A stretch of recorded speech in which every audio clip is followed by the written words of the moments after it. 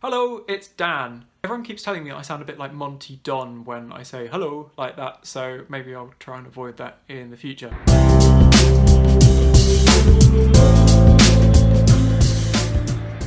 But hello, it's Dan. I've been now digital marketing freelancing for 6 months. I say 6 months, it's now 6 months and about 2 weeks because I've been late in putting this together, the reasons of which will become quite clear. How has this month been? This month has been the best month of the 6 months. I know, again, it sounds really cliched because it's all just like, hey, it's gone really, really well, but it has, and this month has been very good for a very, very specific reason.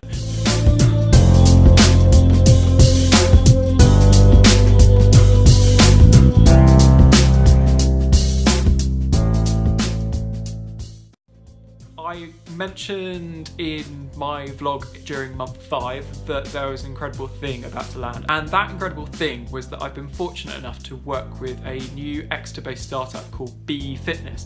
But as a result of working with them, I got to go up to London with them and work on some pretty awesome content creation for one project they're working on, and then straight after that was the second project they're working on, which meant that me and the team ended up going out to Utah in America for just under a week.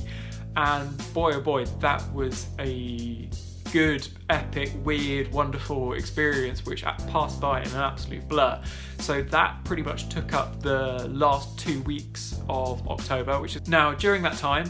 That meant everything else work-wise was condensed into 2 weeks, which meant that that was quite an intense little period, but I just wanted to make sure that everything was good and organised before I headed off with that. That encompassed a lot of campaign work, specifically for November because it's the final push into Christmas. We also prepped a lot of Black Friday stuff, so that's all sort of ready and waiting for when that rolls around. Other than that, it's just been nice and steady. As it's been 6 months since officially becoming self-employed, it's given me quite a bit of time and just sort of to think through about how the last 6 months have been. My goal from month 1 to month 6 was essentially just get my feet under the table, get settled with the mindset and idea that I'm actually literally having to work for myself, because that brings with it quite a lot of internal pressure. And with that, you go, great, I've got to the end of 6 months and it has been good for all sorts of different reasons. What now do I want to do with the following 6 months? And I'll be honest with you, I'm a bit unsure at the moment. So last month I put together a few sort of bits of advice about what I've learned from freelancing. One of the others that I'd probably like to add to that, but it's probably the final one of what's going to be this sort of 6 month journey, is it's very useful to try and find out other people's opinions about questions that you've been internalizing. And one of them is what my future plans would be long term. And that isn't to say for a second, oh, you know, I'm thinking of a big career change. It's just a case of what do I want to work towards now that my goal of getting through 6 months has been achieved. And I don't know whether to make that a financial goal, a goal to work with a specific person or organisation, or just a sort of another metric in my life which I'd look at as a way of assessing whether or not I'm achieving what I want to achieve. And taking that step back, I don't know at the moment how to work that out. I'm not sure whether that should be, it's just something that is just going to come to me in the shower one day. I'm not quite sure whether it's just going to sit and sort of bubble in the back of my mind, and then eventually I'll get that sort of light bulb moment, and that will be the point that I go, oh yes, I want to do that.